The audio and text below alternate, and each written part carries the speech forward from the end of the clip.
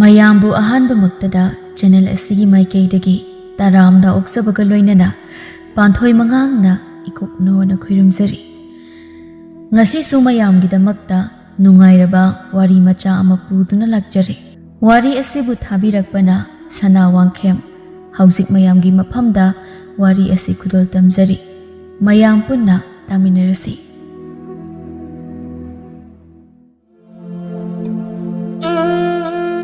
ꯈꯨꯡꯒꯪ ꯑꯃꯗ ꯈꯝꯕ ꯀꯧꯕ ꯅꯨꯄꯥ ꯑꯃ ꯂꯩꯔꯝꯃꯤ꯫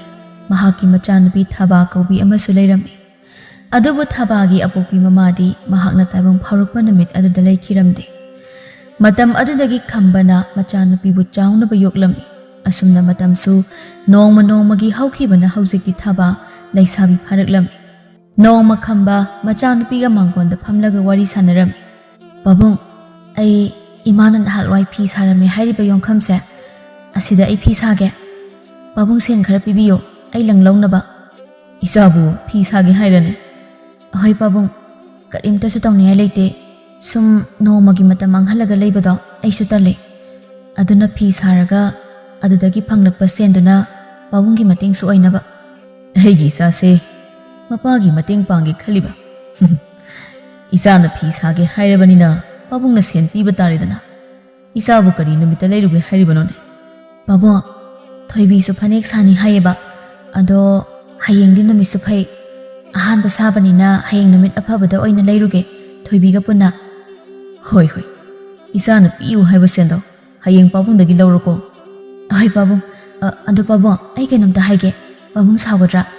"ꯀꯔꯤ ꯍꯥꯏꯒꯦ ꯍꯥꯏꯅꯣ ꯏꯆꯥꯕꯨ? ꯍꯥꯏꯌꯨꯅꯦ ꯍꯥꯏꯌꯨꯅꯦ, ꯏꯆꯥꯅ ꯍꯥꯏꯕ ꯋꯥꯗ ꯄꯥꯕꯨꯡꯅ ꯀꯔꯤ ꯁꯥꯎꯗꯣꯏꯅꯣ?" "ꯑꯁꯦꯡꯕꯒꯤ ꯁꯥꯎꯔꯣꯏꯀꯣ ꯄꯥꯕꯨꯡ?" "ꯏꯍꯦ, ꯁꯥꯎꯔꯣꯏꯃꯤ ꯏꯆꯥ ꯅꯪꯕꯣ." "ꯄꯥꯕꯨꯡ, ꯑꯩ ꯏꯇꯣꯝꯇ ꯌꯨꯝꯗ ꯂꯩꯕꯁꯦ ꯌꯥꯝ ꯅꯨꯡꯉꯥꯏꯇꯦ꯫ ꯄꯥꯕꯨꯡꯅ ꯑꯌꯨꯛ ꯉꯟꯇꯥꯗꯒꯤ ꯊꯕꯛ ꯆꯠꯂꯤꯅꯦ ꯍꯥꯏꯅ ꯆꯠꯈ꯭ꯔꯅꯤ, ꯅꯨꯃꯤꯠ ꯇꯥꯔꯒ ꯍꯜꯂꯛꯑꯅꯤ꯫ ꯑꯗꯨꯅ ꯄꯥꯕꯨꯡ, ꯏꯃꯥꯇꯣꯟ ꯑꯃꯇꯪ ꯌꯨꯝꯁꯤꯗ ꯄꯨꯔꯛꯑꯣ ꯄꯥꯕꯨꯡ." ꯃꯆꯥꯅꯨꯄꯤꯒꯤ ꯋꯥꯗꯨꯗ ꯈꯝꯕ ꯏꯈꯪ ꯍꯦꯛ ꯈꯪꯉꯤ, ꯃꯆꯥꯅꯨꯄꯤꯗ ꯉꯛꯅ ꯍꯦꯛ ꯌꯦꯡꯂꯛꯏ꯫ ꯃꯆꯥꯅꯨꯄꯤꯒꯤ ꯋꯥꯍꯩꯗꯨꯗ ꯈꯝꯕ ꯋꯥ ꯂꯂꯠ ꯇꯧꯔꯒ ꯃꯆꯥꯅꯨꯄꯤꯗ ꯍꯥꯏꯔꯛꯏ꯫ "ꯏꯆꯥꯇꯣꯝꯕꯤ, ꯅꯪꯒꯤ ꯋꯥꯁꯤꯕꯨ ꯀꯔꯤꯅꯣꯅꯦ? ꯑꯁ ꯑꯣꯏꯔꯣꯏꯗꯕ ꯋꯥꯅꯤꯗ ꯏꯄꯥꯒꯤ ꯏꯕꯦꯝꯃ, ꯏꯆꯥꯒꯤ ꯋꯥꯗꯣ." "ꯄꯥꯕꯨꯡ, ꯀꯔꯤꯒꯤ ꯑꯣꯏꯔꯣꯏꯗꯣꯏꯅꯣ? ꯑꯩ ꯏꯇꯣꯝꯇ ꯌꯨꯝꯗ ꯂꯩꯍꯧꯕꯁꯦ ꯌꯥꯝꯅ ꯅꯨꯡꯉꯥꯏꯇꯦ꯫ ꯄꯥꯕꯨꯡ, ꯑꯩꯗꯤ ꯍꯥꯏꯁꯤꯅꯤꯀꯣ, ꯏꯃꯥꯇꯣꯟ ꯑꯃ ꯄꯨꯔꯛꯑꯣ." ꯊꯥꯕꯥ ꯃꯄꯥꯕꯨꯡꯗ ꯑꯁꯤ ꯍꯥꯏꯔꯝꯂꯒ ꯏꯃꯨꯡꯗ ꯆꯪꯈꯤꯔꯝꯃꯤ꯫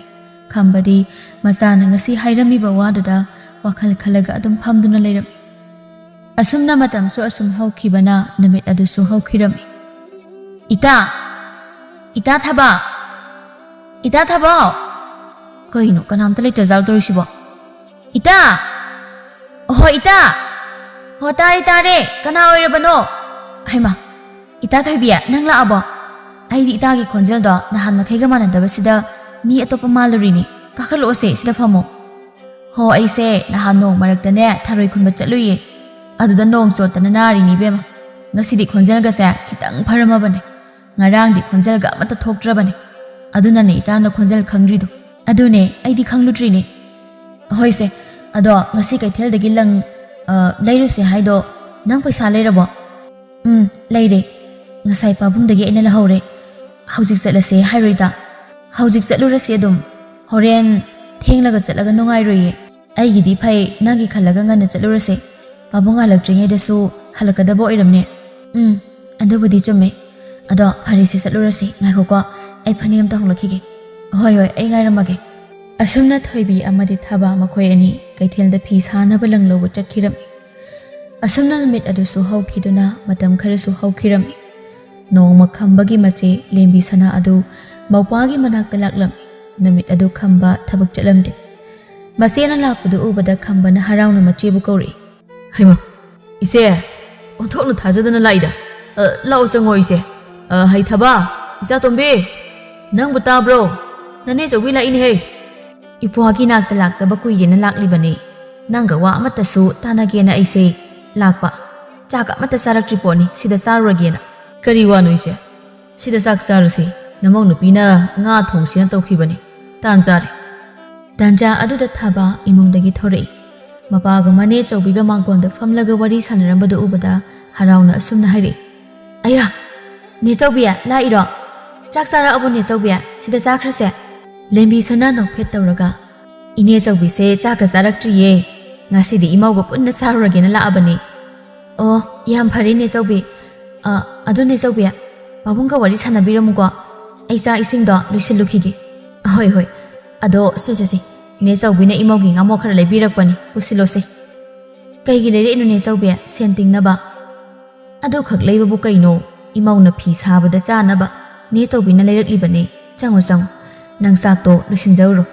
ꯅꯦ ꯆꯧꯕꯤ ꯅꯪ ꯄꯥꯕꯨꯡꯒꯅꯦ ꯋꯥꯔꯤ ꯑꯃꯠꯇ ꯁꯥꯟꯅꯍꯧꯈꯤꯒꯦ ꯅꯦ ꯆꯧꯕꯤ ꯆꯥꯛ ꯂꯥꯝꯂꯕꯅꯤꯀꯣ ꯍꯣꯏ ꯅꯦ ꯆꯧꯕꯤ ꯑꯩ ꯊꯨꯅ ꯂꯣꯏꯁꯤꯜꯂꯛꯑꯒꯦ ꯑꯁꯤ ꯍꯥꯏꯔꯝꯂꯒ ꯊꯥꯕ ꯏꯃꯨꯡꯗ ꯆꯪꯈꯤꯔꯝꯃꯤ ꯃꯄꯥꯟꯗ ꯐꯝꯍꯧꯔꯤꯕ ꯂꯦꯝꯕꯤ ꯁꯅꯥ ꯑꯃꯗꯤ ꯈꯝꯕ ꯃꯈꯣꯏ ꯑꯅꯤ ꯋꯥꯔꯤ ꯁꯥꯟꯅꯍꯧꯏ ꯏꯆꯦ ꯅꯧꯄꯥꯒ ꯋꯥꯔꯤ ꯁꯥꯁꯦ ꯍꯥꯏꯁꯤꯕꯨ ꯀꯔꯤ ꯋꯥꯔꯤꯅꯣ ꯏꯆꯦ 이붕어 ngasi isina haida wase ipwagi khalagan nang yamna ahal oibusu nati nang yamna naha oiri aduna ibungo nang nupi ama thinaba tawsine masegi waduda khamba maseda yenglaga asumna hairi ise aibu isa lisabi pharaga mataw karamna nupi thidino mina karino haina dusibu ise nasa nupi lisabi phabaduni nupi thiga doisi ibungo hayeng nasa nupi se mayum soidna palakani yumnak sagai olakani nangna nasa nusiribani haidana khamlaga thamba yarakloi matamduda mama soidna mathau tarakani nasagi luhongbada kanana mama sabigadawrige nang khara khalluni bungo ise sigi wase nahanoma namau nupina haikrabani abung ima tolama purona to aduni nasa nupina su mama bu soidna ningsinglamgani aduna mama tolama piyu hairibani mama leitaba haibase masa oibising yamna wajakhraporni aduna ni ise na nupi ama thinaba tawsi hairibase ise aina kariguma nupi thiraga hayeng kanano kaino khangdabi nupi aduna aigi isa thababu thina tawrabadi karam tawgani ise ihe adugidi karisu khangano nangna yare hairabadi ne aphabi nupi ne ise na semdawribase ipwagi kaino ise nupi bu leirabo haisibo ise na khanma nupi ama lei mado ipwagi ohenge khalaga leibani adunani nang nupi ama thirasi na hairibasi nupi dubu mauro leisabi reise leisabi ne machegi waduda khamba masida yenglei aduga karino ise adubu migi masa leisabi dubu mataw karamna isa leiba ingonda leiba yaraktuino madu yaroide ise ibungo leisabi oirabasu karisu kaide nupi ado mama mapa kanasu leite magini haibada kana amatta leitri aikhoigi manaktagini nupi masado hauzik makhuraga leiri madom saga makhuraga na nupi masa adubune onthokno otpikhraba poni maraiba yamna thirabi nupi ni hauzik makhuraga madom saga na sen paiba nupa amada yonthoknaba kanna hotnari aduna nupi masa ado nahakna lobirabadi mafam asida nungaina leijagani yamna phattaba nupi nati awaba chaitheng kaya khangduna leirabini isena hairibo wafamse yadaba tawganu aidi nupi masa aduda wase hairadabani masegi waduda khamba wakhal ngi hak khanduna lei khamba su nupi masa adugi khanbada yamna nungairamde maram sina khamba nupi masa adubu loksin birage haina khalami aduna khamba maseda onsilaga asumna hairi ise phare ai nupi masa adubu aigi isa nupi gi mama oina loksilagi adubu ise nupi adugi thengnaba wari thodoksingo karamna tawba haibado ai khangningi se mawpagi yare haiba wahai adu tabada mache lembi sana haraurami aduga mawpana hangliba wafamsing adugi pakhum piraklami napido maraipak yamna thijarabani yumduda mahak yamna wana laikhraba poni madomsa makhurana luna sana nongmada tawba nati tathita oina tawbiriba nongma sune asi hairaga lembi sana ngathoigi wari sing adu mawpa khambada liraklami ipem sana karino ni imung sibo asok yamna saina leibasibo hai nganthoi taraduna mapanda thori aduga madom chada asumna hairi idom cha kari haige nauk thabadi onthokna haikreda koi bema imung mangol ase asuk chaina thamo haidi nakhoigi nama na pa sibudun hairamra ha wana halakpasida asuk chaina leirami basi loisin ba kaidoge idom cha ai maningda sing khara khairubane sing khaiba loiraga wai taisingena tawbani idom cha mina wa amangang bada nang khumdadi yadabra ha yadabro nang amna khumningbra nang asi hairaga ibemsa nganthoi mamai mamai khangdaba makai thajinduna phubirami nganthoi su saina adubu wana khangjarami he nang matung manau ne aina habawada aigi sinthakta khumlak matamda nang hotgadabani aina chalo sang khrsalo nak chalo nasatu yengdi nganthoi mahak kapna imungda changlaklam aduga magi kada changduna kaptuna le nganthoi matomta asumna haijai ima babong da chabu garigi itomta thabamino nakhoi chapa mafamdo na sasu laklage na cha idam sai kuragi mihon mi jai de khangba gamtre na cha yam na wari ma abo asumna nganthoi matomta kapsaduna leirami asumna namit adusu haukhirami matam su tapna haukhibana namit kharani su haukhirami nongma ibemsa amadi magi nupa chawba makhoi ani makhoi gi ka da wari sanarami nupa aina haise sina phagadoini nupa do sen yam paiba misak ni aikhoi gi su khara kana hoba nganthoi su nongai na leijakhiba nupa du da pikhrase haiba chawba magi nupi gi wadu tabada yu ngauri asumna hairi nupi nang hairi wasi sen paiba nupa na nongma laklamba kari mamingdo kari aba ho sanamba haiba o khan aduda aikhoi gi tasogoi tai magana thanamba aikhoi gi ngathoi se pigrajaba natro adu lupa kya pigaino adune aikhoi na haiba sendo adu piu haiba yadoini nupa adudane ikoi dana adum pigrasi nupa inaupa sanamba dudane pigrase ba aina hairi se imung sigi khananaba ni minupa hoi hegi nupi na haibuwa aina loi indoin nupi na haibe inbase nungai haibani ni ai loi yar nang na haibado ai yar sen kita piros ai pen ipan palu yar kharam ta hapchi lukhi nang amane yu da thakpada ne nang yeng se sina yani hana batawur ado aina haibado ai sanambada yari haikhrgadamni ko hoi aigidi nangna haidi loi yar nangna thobu tawr sen sidi yame si already aina thakningli fau thakpa yarni nungai ai jale asi hairaga chawba mayumdagi chakhirami asumna ibemcha senjau paiba sanamba mangonda nganthoi thajanaba tawrami sanambadagi sel mayam amasu lokthoklam sanambana noma ibemcha da asumna hairami Itaima gi isa nupi nganthoi se hauji aigi haido oidorabani aduna itaima handak thasida aina nganthoi bu soidana pukhragadamni ko ho nangna apamba tawru ado aikhoi nganthoi dadi aikhoi na haribu wafam se haiba yade ko hairoi de itaima adudi aisu chalagi itaima chalo asumna phatraba ibemsa na sinduna nganthoi bu sanambada thajanaba tawrami asumna lembi sanana nganthoi gi wari samnamna lirakliba du tabada khambadi nganthoi gi khanbada yamna warami mahak nganthoi bu loksinagi khalami aduna macheda asumna hairi ai isena haibanu pi masado ai mahak bu loksilagi se isena haibiro mahak gi khanbada ai wada bangam dreise aduni dana ipasidia adudi ise nupi masado da wari ase hairagi madom sama khuraga yanaraga nupa amada pini hairibase mahak khanglabani khangdaba sadun leiribani isena nangi wasi hairurabadi soidana yarakani hoise isena haibu wafum singdo ayaraki asumna wari sanaringai khambagi machanupi thaba adu thoraklaga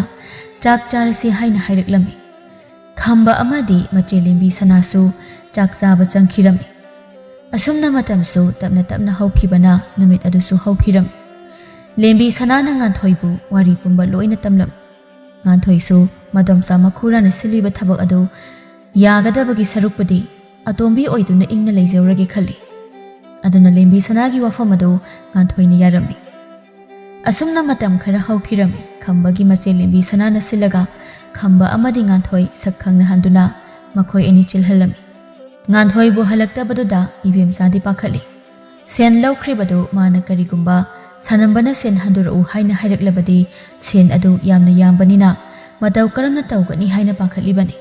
nganthoi halaktabagi magi wabibagi pakhatba nate Somda khamba adu mayumda adum Nganthoibu puraklam. Mapana nupi amaga changlakpadu ubada Thabana. Pabung, kanano pabung na purakliba sibo? Isa tombi. Isa na nomo pabungda wa ama haikibadu ningsinglibra. Isa na haikiba wado ngasi ipa na ngagtuna. Isa gi khalaga puraklibani. Mapagi wado tabada Thaba ngihak ningsingba oina tumina lay. Ngihak tumina layraga ningsinglakladuna mapada harauna asam na hairi. Pabung, asingba sibo? Mane. Ngasidagi nangi ima oiragadabani. Changminaro. Ahoy pabung, ima to, imungda sangasi lao. Asi hairaga Thaba amadi Nganthoi makhoi ani changkhiram.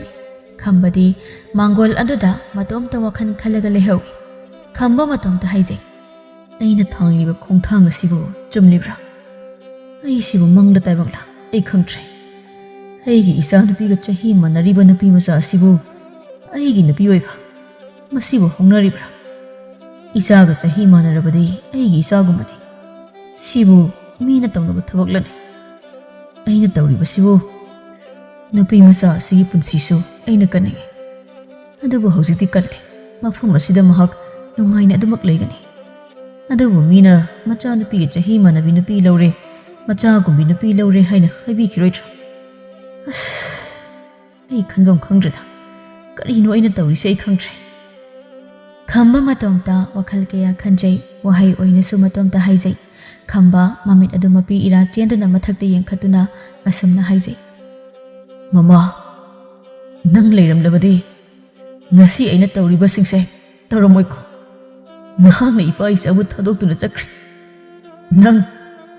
aigi isanadi mama gi minungsido pamlaktuna mama piyo haina mapa aingonda takmanbadagi ai isagi mama pikre. Nang aibu waroganu mama. Khamba asi hairaga tarakliba mapi adu taithokjai. Somdana Thabagi kada Nganthoi makhoi ani phaminaduna wari sanarami. Nahakbu chahi kya surage? Nang aise chahi khetnaramdau mande aina yengbada. Chahibudi ima don kunmathoi sure. Thabagi chahidu tabada Nganthoi di nokningba ama yawi. Ikai su ikai maramdi mama ama oigadabagi laklaga macha oigadawribi aduga chahi manarambaduda Nganthoi nokphet tawraga odang hairaga Thabana amu hanglei. Ado ima don chahi manabro. Ima don na nokmi tawridubo aigi chahi hairaga. Manai Nganthoi gi watu Thabana asumna hairi. Ha, chahi manaiye. Aduga ima don as loire. Kaino aibu kamai ima don kaudunu imanabi oiraga. Thabana noglakpaduda Nganthoi sunoi. Makhoi anina kanna noglakpaduda kaptuna leramba mapabung khamba khangpuri he khang. Korino ne changkiba kanne noglaisiba. Makhoi ni sibu kari torjana. Ai amta changlag yemkhige. Asi hairaga khamba machanupi kada changlei. Mapabung na changlakpadu ubada Thabadi hena dum noglei. Mapagi mastak adu yenglaga Nganthoi su Thabana noklikhai ma sunoi. Aniduna thawai tahana nokpadu ubada khambadi karino khalle. Aduga machanupida asumna hairi. Isa tombe kari tawrge na khoini na dukan noiduba. Pabo aigi imaton oige dawri bise. Aigi sahi chamana bai wanida. Machanupigi waduda khamba ha haikhiba khangaude. Aduga Nganthoi da asumna hairi. Nahakbu asengbagi aigi isanpiga chahi manabirane. Manaye khambadi Nganthoigi manai haiba wahai adu tabada machanupigi mangda ikairapsu tawri. Adugo khamba tapna wahai Nganthoi Thaba ngasidi ai wa amata haiki. Thaba ngasi pabung na isagini khanna purakliba nangina namaton oigedawri bese. Nanga chahi manai. Adubu isana noma nangi imagi mahut sinnaba nangi ima ama piyu haibado madugidamak nangi pabungna purakpane. Aduna ipagi Thaba nanga chahi manai haiduna thagulun kaibadi yadeko. Nangi ima makni khanduna nuksinana leminagadabane. Pabungna hairibase isana ingani haibasu thajai. Nganthoi su nungaiba masamakti nate. Mahaki punsisi khallubada yamna nungaiti. Aduna ipana purakpane. Phare ngasidagi harau harauna nuksinana leminauko. Pabung thoke. ꯑꯁꯤ ꯍꯥꯏꯔꯝꯂꯒ ꯈꯝꯕ ꯃꯄꯥꯟꯗ ꯊꯣꯛꯈꯤꯔꯝꯃꯤ ꯁꯣꯝꯗ ꯊꯥꯕꯥ ꯑꯃꯗꯤ ꯉꯥꯟꯊꯣꯏ ꯅꯣꯛꯂꯝꯕꯒ ꯈꯝꯕꯒꯤ ꯋꯥꯍꯩꯁꯤꯡ ꯑꯗꯨꯅ ꯇꯣꯛꯂꯝꯃꯤ ꯊꯥꯕꯥꯅ ꯑꯣꯏꯅ ꯑꯁꯨꯝꯅ ꯍꯥꯏꯔꯤ ꯏꯃꯥꯇꯣꯟ ꯄꯥꯕꯨꯡꯅ ꯍꯥꯏꯔꯝꯂꯤꯕ ꯋꯥꯐꯝꯁꯦ ꯃꯆꯥ ꯑꯩꯅ ꯉꯥꯛꯅ ꯆꯠꯀꯅꯤ ꯉꯁꯤꯗꯒꯤ ꯑꯩꯕꯨ ꯄꯣꯛꯄꯤꯔꯝꯕ ꯏꯃꯥꯗꯣ ꯃꯍꯥꯛꯃꯛꯅꯤ ꯈꯟꯗꯨꯅ ꯅꯍꯥꯛꯄꯨ ꯑꯩꯒꯤ ꯏꯃꯥꯅꯤ ꯍꯥꯏꯅ ꯈꯟꯖꯒꯦꯀꯣ ꯏꯃꯥꯇꯣꯟ ꯊꯥꯕꯥ ꯑꯩꯁꯨ ꯉꯁꯤꯗꯒꯤ ꯅꯍꯥꯛꯄꯨ ꯑꯩꯒꯤ ꯏꯆꯥꯒꯨꯝꯅ ꯈꯟꯒꯅꯤꯌꯦ ꯑꯁꯨꯝꯅ ꯉꯥꯟꯊꯣꯏ ꯑꯃꯗꯤ ꯊꯥꯕꯥ ꯋꯥꯔꯤ ꯀꯌꯥ ꯑꯃ ꯁꯥꯟꯅꯗꯨꯅ ꯂꯩꯔꯝꯃꯤ ꯑꯁꯨꯝꯅ ꯅꯨꯃꯤꯠ ꯑꯗꯨꯁꯨ ꯍꯧꯈꯤꯔꯝꯃꯤ ꯉꯥꯟꯊꯣꯏꯅ ꯌꯥꯗ꯭ꯔꯗꯨꯅ ꯄꯥꯎ ꯍꯟꯕꯁꯨ ꯆꯠꯍꯜꯂꯝꯗꯦ ꯌꯨꯝꯗꯨꯗ ꯃꯍꯥꯛꯀꯤꯅꯤ ꯍꯥꯏꯕꯗ ꯀꯅꯥꯁꯨ ꯂꯩꯇꯦ ꯑꯗꯨꯅ ꯆꯠꯄꯤꯌꯨꯔꯅꯨ ꯍꯥꯏꯔꯗꯨꯅ ꯑꯍꯜꯁꯤꯡ ꯆꯠꯍꯜꯂꯝꯗꯦ ꯑꯗꯨꯒ ꯁꯣꯝꯗꯅ ꯉꯥꯟꯊꯣꯏꯒꯤ ꯃꯗꯣꯝꯆꯥ ꯏꯕꯦꯝꯆꯥ ꯑꯃꯗꯤ ꯃꯄꯨꯔꯣꯏꯕ ꯆꯥꯎꯕ ꯃꯈꯣꯏ ꯑꯅꯤ ꯃꯥꯡꯒꯣꯟꯗꯨꯗ ꯐꯝꯂꯒ ꯋꯥꯔꯤ ꯁꯥꯔꯝꯃꯤ ꯏꯕꯦꯝꯆꯥ ꯌꯥꯝꯅ ꯁꯥꯎꯅ ꯃꯥꯒꯤ ꯅꯨꯄꯥꯗ ꯌꯦꯡꯂꯒ ꯍꯥꯏꯔꯛꯏ ꯅꯈꯣꯏꯒꯤ ꯏꯅꯦ ꯍꯥꯏꯕꯗ ꯖꯨꯠ ꯌꯥꯝ ꯆꯥꯏꯌꯦ ꯑꯁꯨꯛ ꯌꯥꯝꯅ ꯎꯁꯤꯠꯇꯕ ꯍꯧꯖꯤꯛꯄꯨ ꯃꯤꯒꯤ ꯁꯦꯟ ꯑꯗꯨꯛ ꯌꯥꯝꯕꯗꯣ ꯃꯇꯧ ꯀꯔꯝꯅ ꯁꯤꯡꯗꯧꯔꯤꯒꯦ ꯍꯥꯏꯕ ꯑꯩ ꯑꯣꯟꯊꯣꯛꯅ ꯁꯥꯎꯅꯤꯡꯈ꯭ꯔꯦꯗꯀꯣ ꯆꯦꯜꯂꯤꯕꯗꯨꯁꯨ ꯄꯥꯈꯪ ꯑꯃ ꯑꯣꯏꯔꯝꯃꯨ ꯑꯗꯨꯁꯨ ꯅꯠꯇꯦ ꯃꯆꯥꯅꯨꯄꯤ ꯂꯩꯁꯥꯕꯤ ꯑꯃ ꯂꯩꯕ ꯃꯐꯝꯗꯨꯗ ꯂꯩꯕ ꯅꯨꯡꯉꯥꯏꯔꯅꯦꯅ ꯆꯠꯈ꯭ꯔꯤꯕꯅꯤꯅꯦ ꯃꯥ ꯆꯥꯎꯕ ꯃꯥꯒꯤ ꯅꯨꯄꯤꯅ ꯍꯥꯏꯔꯤꯕꯁꯤꯡꯗꯨ ꯇꯥꯔꯒ ꯌꯨ ꯉꯥꯎꯔꯤ ꯑꯁꯨꯝꯅ ꯍꯥꯏꯔꯛꯏ ꯏꯕꯦꯝꯆꯥ ꯌꯥꯔꯦ ꯅꯪꯁꯨ ꯉꯥꯡꯁꯨ ꯉꯥꯡꯈ꯭ꯔꯦ ꯁꯦꯟꯗꯨ ꯀꯃꯥꯏ ꯄꯤꯈꯤꯁꯦ ꯍꯥꯏꯅꯣ ꯍꯥ ꯑꯗꯨ ꯑꯩꯗꯤ ꯎꯄꯥꯏ ꯂꯩꯇꯦ ꯅꯪꯅ ꯂꯧꯕꯅꯦ ꯅꯪꯅ ꯁꯤꯡꯕ ꯇꯥꯕꯅꯤ ꯍꯧꯖꯤꯛ ꯉꯥꯟꯊꯣꯏꯁꯨ ꯑꯩꯈꯣꯏꯒ ꯃꯔꯤ ꯂꯩꯅꯗ꯭ꯔꯝ ꯆꯦꯟꯈ꯭ꯔꯦ ꯀꯥꯏꯅ ꯄꯥꯎ ꯍꯟꯕꯁꯨ ꯂꯥꯛꯇꯦ ꯑꯩꯈꯣꯏꯕꯨ ꯎꯁꯤꯠꯇꯕꯅꯦꯕ ꯃꯥꯏꯗꯣ ꯀꯔꯤ ꯁꯦꯟꯁꯤꯡꯗꯣ ꯑꯩꯅ ꯁꯤꯡꯗꯣꯏꯕ ꯅꯪꯗꯤ ꯁꯤꯖꯤꯟꯅꯕ ꯌꯥꯎꯗ꯭ꯔꯣ ꯁꯅꯝꯕꯅ ꯁꯦꯟ ꯄꯤꯔꯝꯕ ꯎꯔꯗꯤ ꯏꯕꯦꯝꯆꯥ ꯉꯁꯤꯗꯤ ꯍꯦꯟꯖꯥꯡ ꯑꯍꯥꯎꯕ ꯑꯃꯗꯤ ꯆꯥꯁꯤꯗꯅ ꯁꯤ ꯉꯥꯛꯇ ꯅꯠꯇ꯭ꯔꯣ ꯌꯨꯊꯛ ꯁꯦꯟ ꯄꯤꯌꯣꯒ ꯑꯩ ꯏꯇꯣꯝꯇꯅ ꯁꯤꯖꯤꯟꯅꯕ ꯁꯦꯜꯂꯕ ꯍꯥ ꯑꯩꯅꯦ ꯈꯣꯏꯗꯧꯁꯦ ꯁꯣꯝ ꯁꯥꯎꯅꯤꯡꯉꯛꯏꯗ ꯑꯩ ꯀꯔꯤꯅꯣꯕ ꯑꯩꯅ ꯍꯧꯖꯤꯛ ꯇꯧꯗꯣꯏꯁꯦ ꯍꯧꯖꯤꯛ ꯀꯔꯤꯒꯨꯝꯕ ꯏꯕꯨꯡꯉꯣ ꯁꯥꯅꯝꯕꯗꯨ ꯂꯥꯛꯂꯒ ꯁꯦꯟ ꯄꯤꯔꯛꯑꯣꯅ ꯍꯥꯏꯔꯣ ꯑꯩꯈꯣꯏꯅ ꯄꯤꯕ ꯉꯝꯗ꯭ꯔꯦ ꯏꯆꯥ ꯅꯨꯄꯤꯁꯤ ꯄꯤꯌꯨ ꯀꯥꯏꯅ ꯍꯥꯏꯔꯛꯂꯗꯤ ꯂꯣꯏꯔꯦꯕ ꯏꯕꯦꯝꯆꯥ ꯑꯩꯗꯤ ꯂꯣꯏꯔꯦꯕ ꯏꯕꯦꯝꯆꯥ ꯑꯍꯜꯁꯤꯡꯅ ꯍꯥꯏꯅꯕ ꯋꯥꯍꯩ ꯑꯃꯗꯤ ꯂꯩꯕꯅꯤꯍꯦ ꯀꯔꯤ ꯋꯥꯍꯩ ꯍꯥ ꯀꯔꯤ ꯋꯥꯍꯩꯅꯣ ꯅꯪꯅ ꯅꯨꯃꯤꯠ ꯆꯨꯞꯄ ꯑꯃ ꯌꯨ ꯉꯥꯎꯔꯒ ꯂꯩꯔꯕꯅꯤꯅ ꯋꯥꯁꯤ ꯅꯤꯡꯊꯤꯅ ꯇꯥꯟꯅꯕ ꯍꯥꯏꯕꯗꯨ ꯐꯪꯗ꯭ꯔꯕꯅꯦ ꯏꯕꯦꯝꯆꯥ ꯑꯍꯜꯁꯤꯡꯅ ꯃꯤꯆꯥ ꯁꯤꯁꯅꯨ ꯍꯥꯏꯔꯗꯤ ꯏꯆꯥ ꯁꯤ ꯍꯥꯏꯕꯗꯨ ꯃꯗꯨ ꯇꯥꯕ ꯁꯣꯏꯗ꯭ꯔꯦ ꯑꯗꯨ ꯁꯣꯏꯗ꯭ꯔꯕꯅꯤ ꯏꯕꯦꯝꯆꯥ ꯀꯔꯤꯅꯣ ꯃꯣꯏ ꯄꯥꯕꯨꯡꯅ ꯍꯥꯏꯔꯤꯁꯦ ꯑꯩꯅ ꯀꯅꯥꯒꯤ ꯃꯆꯥ ꯁꯤꯍꯟꯅꯤꯡꯂꯒꯦ ꯍꯥ ꯀꯅꯥꯒꯤ ꯃꯆꯥꯅꯣ ꯑꯩꯅ ꯁꯤꯍꯟꯅꯤꯡꯂꯤꯕꯁꯦ ꯃꯣꯏ ꯄꯥꯕꯨꯡꯒꯤꯅꯦ ꯌꯨ ꯉꯥꯎꯐꯝ ꯊꯣꯛꯄꯗꯣ ꯑꯗꯨꯝ ꯉꯥꯎꯔꯒ ꯂꯩꯌꯨ ꯋꯥꯁꯩ ꯌꯥꯝ ꯉꯥꯡꯕꯤꯔꯛꯀꯅꯨꯀꯣ ꯃꯈꯣꯏꯅ ꯑꯗꯨꯝꯅ ꯉꯥꯡꯅꯔꯤꯉꯩ ꯊꯣꯡꯒꯥꯟꯗ ꯅꯨꯄꯤ ꯊꯤꯕ ꯈꯪꯗꯕ ꯄꯥꯈꯪ ꯁꯥꯔꯤ ꯁꯦꯟꯌꯥꯝ ꯄꯥꯏꯕ ꯁꯥꯅꯝꯕ ꯑꯗꯨ ꯆꯪꯂꯛꯏ ꯃꯍꯥꯛ ꯆꯪꯂꯛꯄꯗꯨ ꯆꯥꯎꯕꯅ ꯎꯔꯗꯨꯅ ꯑꯁꯨꯝꯅ ꯍꯥꯏꯔꯛꯏ ꯇꯣ ꯍꯥꯏꯅꯔꯤꯉꯩ ꯃꯣꯏ ꯄꯥꯈꯪ ꯁꯥꯔꯤꯁꯤ ꯂꯥꯏꯗꯣ ꯑꯩꯉꯣꯟꯗꯗꯤ ꯀꯔꯤꯁꯨ ꯍꯥꯏꯔꯛꯀꯅꯨ ꯅꯪꯅ ꯑꯗꯨꯝ ꯉꯥꯡꯅꯧ ꯑꯩꯗꯤꯅꯦ ꯉꯥꯎꯔꯦ ꯑꯗꯨꯅ ꯑꯁ꯭ꯋꯥꯏꯗ ꯁꯨꯝ ꯐꯝꯂꯒ ꯂꯩꯔꯦ ꯑꯁ ꯑꯩꯕꯨ ꯀꯃꯥꯏꯅ ꯇꯧꯗꯣꯏꯅꯣꯕ ꯇꯧꯔꯤꯁꯤꯕꯨ ꯑꯩꯕꯨ ꯑꯁ ꯁꯅꯝꯕ ꯏꯕꯦꯝꯆꯥ ꯑꯃꯗꯤ ꯆꯥꯎꯕ ꯃꯈꯣꯏ ꯑꯅꯤꯅ ꯂꯩꯗꯨꯒꯤ ꯃꯅꯥꯛ ꯌꯧꯔꯗꯨꯅ ꯁꯅꯝꯕꯅ ꯑꯁꯨꯝꯅ ꯍꯥꯏꯔꯛꯏ ꯏꯆꯦ ꯀꯔꯤꯅꯣ ꯇꯥꯔꯤꯕ ꯄꯥꯎ ꯑꯁꯤꯕꯣ ꯀꯔꯤꯅꯣꯕ ꯑꯩꯅ ꯈꯜꯂꯝꯕ ꯋꯥꯈꯜꯒꯨꯝꯕ ꯂꯣꯏꯅ ꯀꯥꯏꯔꯦꯕ ꯑꯁ ꯑꯩꯅ ꯈꯟꯖꯔꯨꯔꯤꯁꯤꯒ ꯏꯆꯦ ꯃꯁꯤꯗꯤ ꯑꯩꯕꯨ ꯏꯀꯥꯏ ꯄꯤꯕꯅꯤꯗ ꯃꯁꯤꯗꯤ ꯌꯥꯔꯣꯏꯗ ꯑꯩꯕꯨ ꯑꯄꯪꯕ ꯁꯤꯕꯅꯤ ꯉꯥꯏꯈꯣ ꯁꯅꯝꯕ ꯑꯃꯨꯛꯇ ꯇꯞꯊꯈꯣ ꯑꯩꯈꯣꯏꯁꯨꯅꯦ ꯌꯨꯝꯁꯤꯗꯒꯤ ꯆꯠꯈ꯭ꯔꯤꯕꯗꯣ ꯈꯪꯍꯧꯗ꯭ꯔꯤꯕꯅꯤꯅꯦ ꯑꯩꯅꯅꯦ ꯂꯩꯀꯥꯏꯒꯤ ꯃꯧ ꯈꯔꯒ ꯐꯝꯗꯅ ꯂꯩꯊꯣꯛꯎꯔꯦ ꯅꯈꯣꯏꯒꯤ ꯅꯌꯥꯝꯕꯁꯤꯅ ꯌꯨ ꯉꯥꯎꯔꯒ ꯂꯩꯔꯦ ꯑꯩꯒꯤ ꯏꯆꯥꯅꯨꯄꯤꯅ ꯃꯃꯥꯟꯅꯕꯤꯁꯤꯡꯒ ꯁꯤꯡꯖꯨ ꯆꯥꯕ ꯆꯠꯈ꯭ꯔꯤꯉꯩ ꯆꯠꯈ꯭ꯔꯤꯕꯅꯤꯅꯦ ꯑꯁ ꯑꯩꯁꯨꯅꯦ ꯈꯪꯍꯧꯗ꯭ꯔꯗꯅ ꯇꯧꯔꯤꯕꯅꯤꯅꯦ ꯅꯠꯇ꯭ꯔꯕꯗꯤ ꯀꯨꯞꯁꯦꯟ ꯁꯦꯟꯅꯗꯨꯅ ꯊꯅꯝꯒꯗꯕꯅꯦꯕ ꯑꯁ ꯃꯗꯨ ꯐꯅ ꯑꯣꯏꯗꯨꯅꯁꯨ ꯏꯇꯩꯃ ꯍꯧꯖꯤꯛꯇꯤ ꯑꯩꯕꯨ ꯏꯀꯥꯏ ꯐꯤꯔꯨꯛ ꯈꯨꯝꯂꯣ ꯍꯥꯏꯕ꯭ꯔꯣ ꯁꯦꯟꯁꯨ ꯄꯤꯈꯤꯕ ꯑꯗꯨꯒ ꯅꯨꯄꯤꯁꯨ ꯃꯤꯒꯤ ꯑꯣꯏꯈꯤꯕ ꯃꯗꯨ ꯌꯥꯔꯣꯏꯗ ꯏꯇꯩꯃ ꯅꯆꯥꯅꯨꯄꯤꯗꯨ ꯄꯤꯅꯦꯅ ꯂꯧꯈꯤꯕ ꯁꯦꯟ ꯃꯇꯝꯗꯨ ꯑꯔꯦꯝꯕ꯭ꯔꯣ ꯑꯩꯗꯤ ꯃꯗꯨ ꯌꯥꯔꯣꯏꯗ ꯏꯇꯩꯃ ꯁꯅꯝꯕ ꯏꯇꯩꯃ ꯀꯔꯤ ꯍꯥꯏꯒꯗꯕꯅꯣ ꯈꯪꯗ꯭ꯔꯦꯗ ꯑꯩꯁꯨ ꯉꯁꯥꯏꯗꯒꯤ ꯁꯥꯎꯔꯤꯕꯅꯤ ꯃꯍꯥꯛꯄꯨ ꯅꯨꯡꯉꯥꯏꯅ ꯂꯩꯖꯧ ꯍꯥꯏꯕꯅꯤ ꯑꯗꯨꯒ ꯑꯩꯈꯣꯏꯒꯤ ꯃꯥꯏ ꯈꯖꯤꯛꯇ ꯐꯥꯎꯕ ꯌꯦꯡꯂꯝꯗꯅ ꯆꯠꯈ꯭ꯔꯤꯕꯁꯤꯗ ꯐꯔꯦ ꯏꯇꯩꯃ ꯍꯧꯖꯤꯛꯇꯤ ꯃꯗꯨꯒꯤ ꯃꯇꯝ ꯅꯠꯇ꯭ꯔꯦ ꯑꯩꯒꯤ ꯁꯦꯟꯁꯤꯡꯗꯣ ꯍꯟꯗꯣꯛꯄꯤꯔꯛꯑꯣ ꯑꯩ ꯄꯨꯔꯒ ꯆꯠꯈ꯭ꯔꯒꯦ ꯄꯤꯔꯛꯑꯣ ꯏꯇꯩꯃ ꯁꯦꯟꯁꯤꯡꯗꯣ ꯑꯩꯒꯤ ꯁꯦꯟ ꯃꯥꯡꯕ ꯌꯥꯔꯣꯏ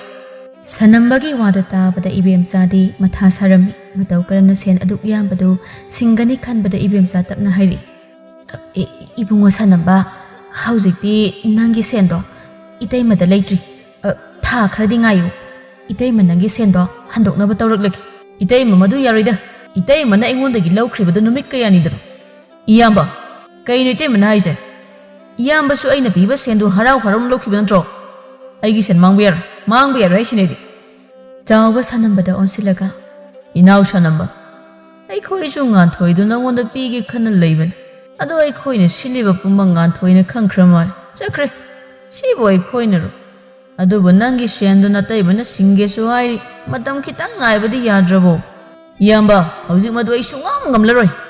ꯉꯥꯟꯊꯣꯏ ꯑꯩꯒꯤ ꯑꯣꯏꯍꯜꯂꯕꯗꯤ ꯏꯌꯥꯝꯕ ꯍꯣꯏꯅ ꯂꯧꯔꯤꯕ ꯁꯦꯟꯗꯨꯗꯒꯤ ꯁꯔꯨꯛ ꯑꯃ ꯍꯥꯞꯂꯒ ꯄꯤꯒꯦ ꯈꯟꯕꯅꯤ ꯑꯗꯨꯕꯨ ꯍꯧꯖꯤꯛꯇꯤ ꯉꯥꯟꯊꯣꯏꯁꯨ ꯃꯤꯒꯤ ꯑꯣꯏꯈ꯭ꯔꯕꯅꯤ나 ꯁꯦꯟꯁꯤꯡꯗꯨ ꯍꯟꯗꯣꯔꯛꯑꯣ ꯉꯁꯤꯃꯛ ꯄꯤꯔꯛꯀꯗꯕꯅꯤ ꯁꯥꯅꯝꯕ ꯅꯪꯕꯨ ꯑꯃꯨꯛꯇ ꯇꯞꯊꯈꯣ ꯐꯖꯅ ꯍꯥꯏꯅꯁꯤꯅꯦ ꯉꯁꯤꯁꯤꯗ ꯃꯇꯧ ꯀꯔꯝꯅ ꯅꯪꯒꯤ ꯁꯦꯟꯁꯤꯡꯗꯨ ꯄꯤꯕ ꯉꯝꯗꯣꯏꯅꯣꯃꯤ 이대마 나코이나 아이기 센도 삐방 감로이 하이르가나 아이기디 센도 망바 야다바니나 이대마기 이자누피도 ngasi aina chenba taban aigi nupi oiba taban sanambagi wada tabada ibemsa amadi chawba makhoi ani yengni aduga ibemsa na asumna hairi karino ni sanamba nangna haribadubo aigi isadi angang oiri madu yaroida madudi haiganu idaima nangi sendo handaki hapta asida singnaba taruklage aigi isa nangi oige habadudi haiganu sanamba karino ni idaima nangi nasanupidu nganthoi sahi manaribanine nangi nasana paisinduna thamge haba aduga nataiga nasagana thanamba nganthoi aingodagi sel lorga pige haba idaima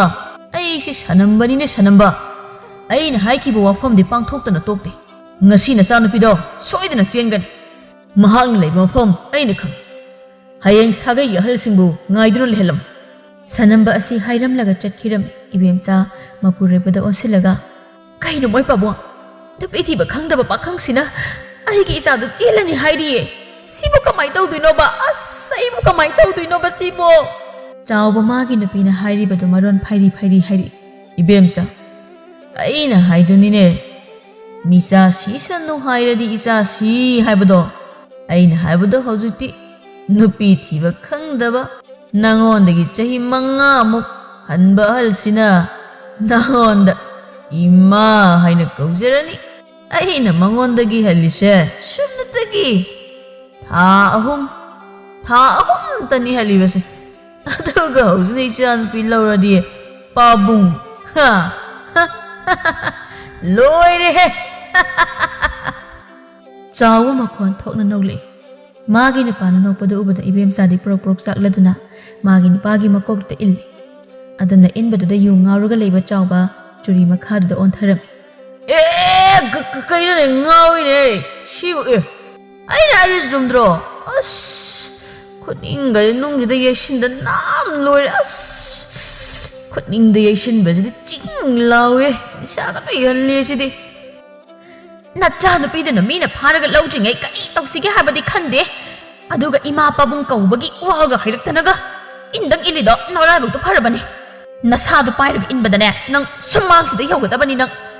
aine isadu madugi pakhang aribaduna soidana phagradi ai as o khongai kamningeda ko oima ai as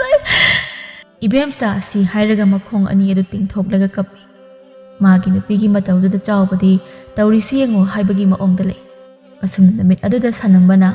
ibemsa amadi chawbagi macha nupibu sanamba mahakna namdana pharaga chelam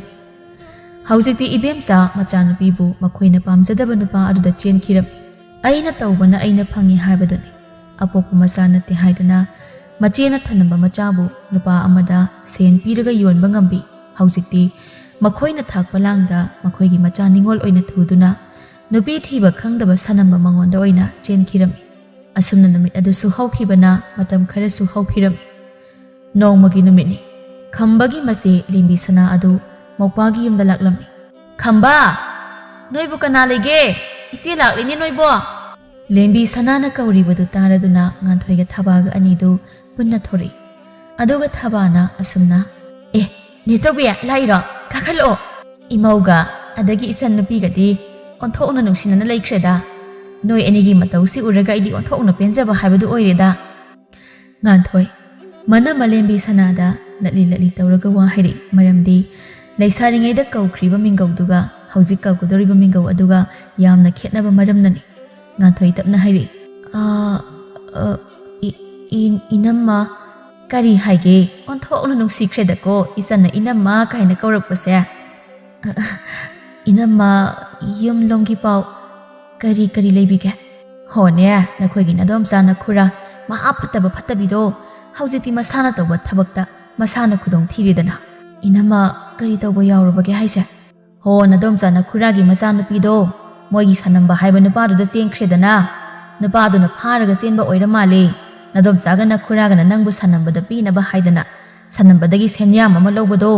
madugi namdana lauri male makhoi gi apokpa masana te haidana mingonda yon thokpa adugu masana pido oina pharaga lawkhredana hojikti makhoi gi sanamba haiba nupa do afaba mi nate nupi kaya ga loinariba misakni maduda isana lehodaba pharabani masana thakpa langda macha oina thokkhredana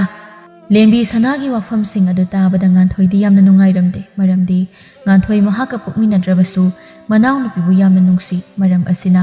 sanambana phakhre haba wahai adu tabada nungaitribani nganthoi lembi sanada onsilaklaga asumna hairi nganthoina inama sanamba haiba nupa aduna idomsa ikura makhoida amu kari kari tawbirabadi kamai tawne isan sidi madugi kari mata khallunu makhoi dine nangbu makhoi gi masa makni haina khankiba nati kari su khallunu isan sidi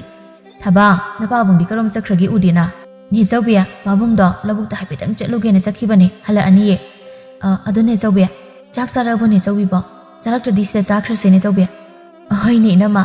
chak sida chakrase aina yum sida lakpadagi inamaga chak chara amata chadri ngasidi tan chare chakrase inama thaba amadi nganthoi makhoi anina hairakliba wafam adu tabada lembi sanana noklaga asumna hairi sathok singaidana imaugi sangana hairaga bo karigi yaridorino ngasidi inamana henjang ngamba taridana imauga isangabu kari henjang chaninge thaba no ina khumlei ne zawbiya yen chase imaton yen oina chasi ko ne tawbi ne henjang ngamgi hairingai sida thaba gi wada da lembi sana amadi nganthoi noi nganthoi na nokmi hairi oi zarase imaton gidi kai su kai da nangna janing bada adum chaba yaida o adudi yen oina zarasi ko adudi imaton na chak thongbiramo babung halaktribanina ne sobi aiga kai thelom dagi yen haido layurage ni sobya chalasilo hoi salasi adudi nganthoi cha isingdo thongba hawramo ko hoi nama asumna lembi sana amadi thaba makhoi anisu kaithel chakhirami asumna matamsu tapna haukhibana namit adusu haukhirami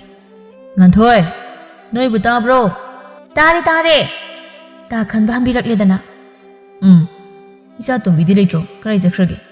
mama nabi thoibido makhoi da thaba amagi chakhibani moi pabum ngaha oire chakhiba o fare nganthoi nang boigi nak ta leiba sibu nungai brane ta khamba ai mafam sida leibada nungai taba haibado oidi ayam nungai matam khara aise kayanda wana hinglamba punsigi awaba chaina khangnaba aigi domsa ikhurana sinba thabakto ina malembi sanana ta khamba bo aigi puribo oina phangan bibadagi hojikti ta khamba ayam nungai re awabagi punsi de loikhre haina khanjari bane ta khamba na so amadi thaba na so aibu asukluna tawbasi ubada ai penjare ta khamba matam pumbada nganthoi nahakudi nungai na thamgani adongai ko ai wo amta hodoki khanmane kariwana ta khamba aigi marup amalai mahaki masanupa amasule aduna aigi maruptuna aigi isa thabase mamo oiserage haina hairakli mase nana nasanupi da sohodo masi hagi tawbani hoita khamba ai horen thaba halaklaga tapna tamlaki mahakna kari haibano haibado ai ta khamba da mutam jaraklaki hoi aduma tawr nasanupi do yadaba yaroi hayuko marupto yamna phataba misang nate yam phabani fare ai irujarukhige ko hoi lusabiuro asumna matamsu tapna haukhibana namit adusu haukhirami nongma nganthoi thabada mapure bagi wafamdu tapna hudoklami thaba ngasidi imawa amata hudoki mase nangi babuna nangonda khangalaga nangna suya hallo haina hairi imato babungi kari karamba wafamno nazada haibiyo nazana ngambo oirabadi babungi wado ayagi imato nang babungi mamanaba ama leiba male maduna nangse mama oisake haina hairi aduna ingonda nang babungna nangonda wafamase haiduna yengu haidana aina hairibasini nangbu kari khalino thaba mamagi wa adu tabada ngahak karisu haidana lei wakhanda thaba asumna khali aigi babungna matam pumnamakta machai gi tamak wabi khanbi machai na aigi ima pibiyo hairubada ꯑꯩꯒꯤ ꯏꯃꯥ ꯄꯤꯕꯤ ꯑꯩꯅ ꯍꯥꯏꯕ ꯈꯨꯗꯤꯡ ꯑꯩꯒꯤ ꯑꯄꯥꯝꯕ ꯈꯨꯗꯤꯡ ꯑꯩꯒꯤ ꯄꯥꯕꯨꯡꯅ ꯊꯨꯡꯍꯜꯂꯤ ꯍꯥꯏꯔꯨꯕ ꯈꯨꯗꯤꯡ ꯌꯥꯗꯨꯅꯇ ꯂꯥꯛꯂꯤ ꯉꯁꯤꯅ ꯃꯆꯥ ꯑꯣꯏꯕꯤ ꯑꯩꯒꯤ ꯑꯌꯥꯕ ꯑꯃ ꯑꯩꯒꯤ ꯄꯥꯕꯨꯡꯅ ꯍꯥꯏꯔꯛꯂꯕ ꯃꯁꯤꯕꯨ ꯑꯩꯅ ꯀꯔꯤꯒꯤ ꯌꯥꯔꯣꯏꯗꯧꯔꯤꯕꯅꯣ ꯌꯥꯒꯅꯤ ꯁꯣꯏꯗꯅ ꯌꯥꯒꯅꯤ ꯑꯩꯒꯤ ꯄꯥꯕꯨꯡꯅ ꯃꯆꯥ ꯑꯩꯒꯤ ꯃꯥꯡꯅꯕ ꯀꯩꯗꯧꯅꯨꯡꯗ ꯇꯧꯔꯣꯏ ꯑꯩꯒꯤ ꯄꯥꯕꯨꯡꯒꯤ ꯑꯄꯥꯝꯕꯁꯦ ꯃꯆꯥ ꯑꯩꯅ ꯁꯣꯏꯗꯅ ꯊꯨꯡꯍꯟꯒꯅꯤ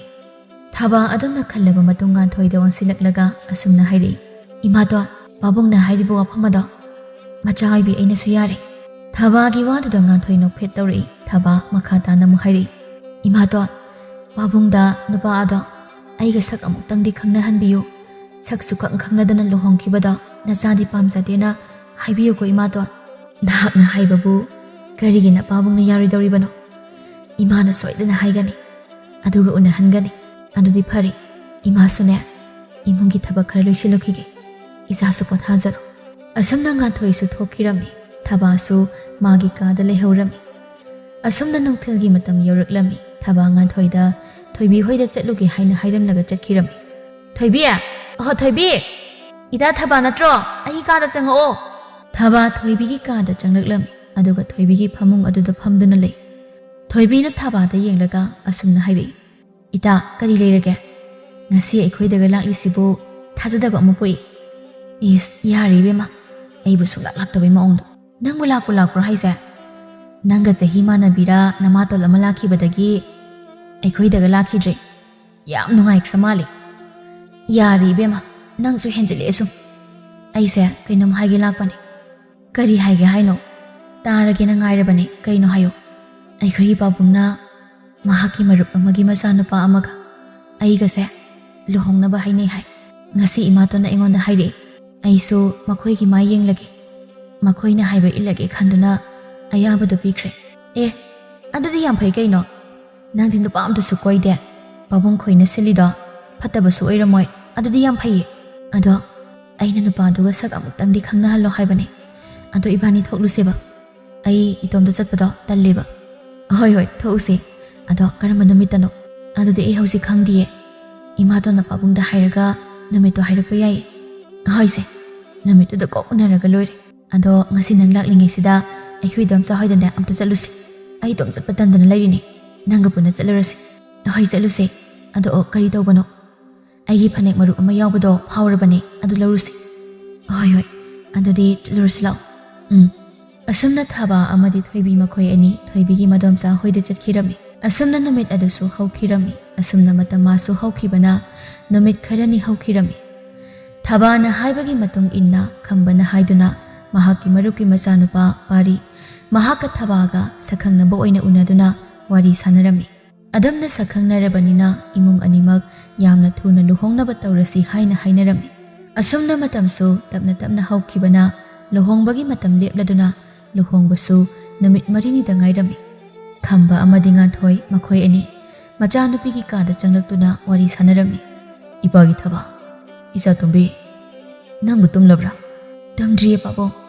ꯐꯤꯁꯤꯡꯁꯦ ꯆꯥꯏꯃꯜꯂꯦꯅ ꯊꯨꯞꯄꯝꯃꯤꯅꯦ ꯑꯣ ꯐꯔꯦ ꯏꯆꯥꯕꯨ ꯅꯪꯒꯤ ꯏꯃꯥꯒ ꯄꯥꯕꯨꯡꯒꯅ ꯇꯧꯔꯤꯕꯁꯤꯡꯁꯤ ꯑꯄꯦꯟꯕ ꯑꯣꯏꯕ꯭ꯔꯥꯅꯦ ꯏꯆꯥꯒꯤ ꯑꯄꯥꯝꯕ ꯀꯔꯤ ꯋꯥꯠꯂꯤ ꯄꯥꯕꯨꯡꯗ ꯍꯥꯏꯌꯣ ꯄꯥꯕꯨꯡ ꯑꯩꯒꯤ ꯀꯔꯤꯁꯨ ꯋꯥꯠꯇ꯭ꯔꯦ ꯂꯣꯏꯅ ꯁꯨꯔꯦ ꯑꯍꯦꯟꯕꯁꯨ ꯅꯆꯥꯗꯤ ꯄꯥꯝꯖꯗꯦꯗ ꯏꯃꯥꯇꯣꯜ ꯑꯃꯗꯤ ꯄꯥꯕꯨꯡꯅ ꯁꯤꯟꯕꯤꯔꯤꯕꯁꯦ ꯃꯁꯤꯅ ꯅꯆꯥꯒꯤꯗꯤ ꯄꯦꯟꯖꯔꯦ ꯍꯣ ꯐꯔꯦ ꯏꯆꯥꯅꯕꯨ ꯌꯥꯔꯕꯗꯤ ꯉꯥꯟꯊꯣꯏ ꯃꯍꯥꯛꯅ ꯊꯕꯥꯗ ꯄꯤꯅꯕ ꯍꯥꯏꯗꯨꯅ ꯄꯣꯠꯁꯛ ꯑꯃ ꯄꯨꯊꯣꯔꯛꯂꯝꯃꯤ ꯈꯝꯕ ꯑꯃꯗꯤ ꯊꯕꯥꯅ ꯎꯔꯗꯨꯅ ꯊꯕꯥꯅ ꯑꯣꯏꯅ ꯑꯁꯨꯝꯅ ꯍꯥꯏꯔꯛꯏ ꯏꯃꯥꯇꯣꯟ ꯁꯤꯕꯨ ꯀꯩꯅꯣ ꯑꯩꯅ ꯅꯍꯥꯛꯀꯤꯅꯤ ꯈꯟꯗꯅ ꯁꯦꯟ ꯀꯌꯥ ꯇꯨꯡꯁꯤꯟꯗꯨꯅ ꯁꯥꯖꯕ ꯂꯤꯛ ꯃꯆꯥ ꯑꯃꯅꯤ ꯃꯁꯦ ꯏꯃꯥꯅ ꯅꯉꯣꯟꯗ ꯁꯤꯕꯤꯒꯦꯀꯣ ꯑꯁꯤ ꯍꯥꯏꯔꯒ ꯉꯥꯟꯊꯣꯏ ꯊꯕꯥꯒꯤ ꯃꯉꯛꯁꯝꯗ ꯂꯤꯛ ꯑꯗꯨ ꯁꯤꯕꯤꯔꯛꯏ ꯅꯪꯕꯨ ꯄꯥꯝꯖꯔꯕꯣ ꯁꯤꯕꯣ ꯌꯥꯝ ꯄꯥꯝꯖꯔꯦ ꯏꯃꯥꯇꯣꯟ ꯐꯔꯦꯁꯦ ꯏꯆꯥꯇꯣꯝꯕꯤ ꯅꯪꯁꯨ ꯄꯣꯊꯥꯔꯣꯀꯣ ꯑꯩꯈꯣꯏꯁꯨ ꯄꯣꯊꯥꯔꯒꯦꯀꯣ ꯑꯍꯣꯏ ꯄꯥꯕꯨꯡ ꯑꯁꯨꯝꯅ ꯃꯈꯣꯏꯁꯨ ꯃꯥꯒꯤ ꯀꯥꯗ ꯄꯣꯊꯥꯈꯤꯔꯝꯃꯤ ꯑꯁꯨꯝꯅ ꯃꯇꯝꯁꯨ ꯇꯞꯅ ꯇꯞꯅ ꯍꯧꯈꯤꯕꯅ ꯉꯁꯤꯗꯤ ꯊꯕꯥ ꯄꯥꯔꯤꯒ ꯂꯨꯍꯣꯡꯂꯝꯃꯤ ꯑꯁꯨꯝꯅ ꯏꯃꯨꯡ ꯑꯅꯤꯃꯛ ꯑꯋꯥ ꯑꯅꯥ ꯍꯪꯅꯗꯨꯅ ꯑꯃꯅ ꯑꯃꯒꯤ ꯃꯇꯦꯡ ꯄꯥꯡꯅꯗꯨꯅ ꯅꯨꯡꯁꯤꯅꯅ ꯄꯥꯟꯈꯤꯔꯝꯃꯤ